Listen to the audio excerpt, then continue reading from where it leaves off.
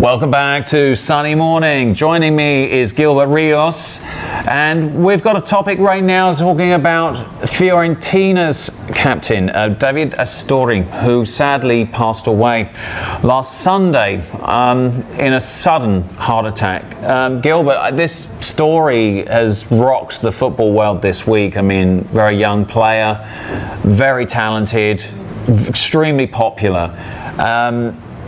You know, he was really looking forward to this year's World Cup, playing for Italy, the national team. He's played for them for 14 times, and as our viewers are watching, you know, on the show reel, I mean, an incredibly talented, popular player. He's going to be really badly missed. It was incredible tragedy. Tragedy. He was 31 years old. It was a heart failure. You would think someone who's monitored so closely at that level of play sometimes cannot see these things coming. He didn't show up for breakfast at his hotel, and they got a little worried. They thought maybe he was sleeping in, and it turned out that he never made it. All the matches were canceled that day, and it was, again, as you said, a devastating loss to the entire football league, a devastating loss to the country of Italy. As you said, he played 14 times with the national team. He was the captain of the Fiorentina, and he was also a dad of a loving daughter, 2 years old. Yeah, you know, and what's come out of this, I think, as well is, you know, this has not been the first time that a football player, professional, has died as a result of, you know, their career, and, you know, it's happened even on the field. You know, we're seeing more of this in sport. I mean, as general, this topic opens up to the idea of, you've said it, there's all the technology. We talked about it in the combines, you know, the monitoring of players, heart rates, looking at their physicality, all the physiology. And also in soccer, you know, teams today have all of the state-of-the-art equipment.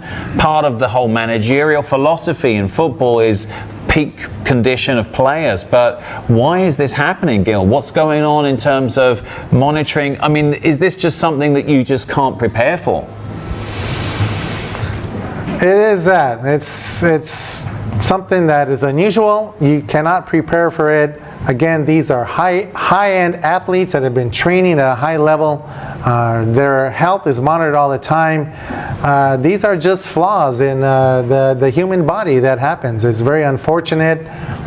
Italy, they're so passionate about their team, their players. There were so many banners posted all over Italy that these huge signs that they said just "Ciao, Capitan." It's a very sad occasion, but why? Yeah. I don't think anyone has a true answer as to why, because these guys, again, are truly monitored very closely.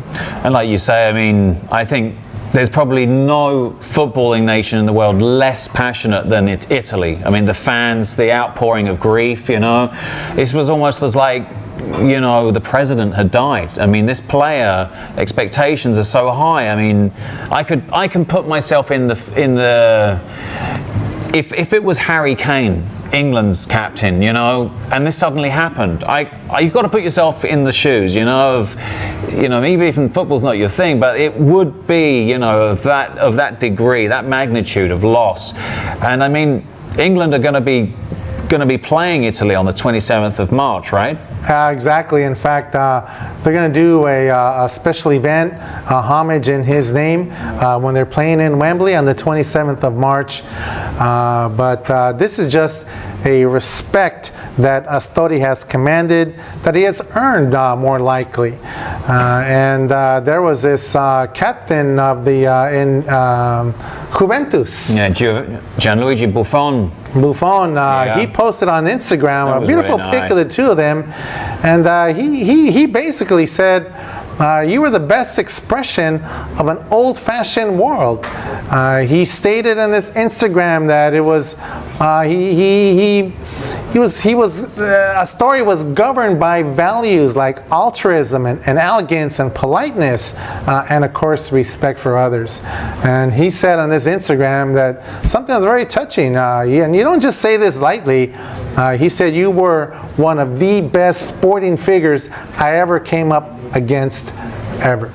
Yeah. And this is a tough blow to the soccer league in the world. And for Buffon to come out and say that, because he's a national hero. I mean, Italy didn't qualify for the World Cup this year. I mean, for the first time in 58 years. But you know, that Buffon was like, everybody's expectations were, if they'd have got through the qualifiers, this would have been his 5th World Cup, Buffon. So, I mean, he was looking forward to going to the World Cup with Davide Astori. So, you know, we're going to basically now be looking forward to the rest of the week. You're going to be back with us on Friday. Yes, I am. So between now and then, Gilbert's going to be looking for more developing, breaking sports news stories to share with you, and that'll be a treat, so don't miss that. And Silvia Ressa, you're back with us tomorrow. What have you got for us tomorrow? Well, we're going to be speaking about teenagers and technology. Do we have benefits out there, or do we have addictions, obsessivity? What's out there? Oh, okay, so like the benefits of the internet or the technology and the addictions of it. Exactly. Beware of that. We're going to have a lot. I have a teenager still. Ooh. She's 17 years old. Oh. Today, hi, my honey. Hey! Happy birthday, mi sol. Happy birthday, Solen! to you. Muchas felicidades. We're going to be going to a commercial break. And don't forget, tomorrow we've got lots more and the midday menu with Crystal. We'll see you then. Thank you for your company. Hasta luego. Hasta luego todos. Luego. Sunny morning. See you tomorrow. I'll be here.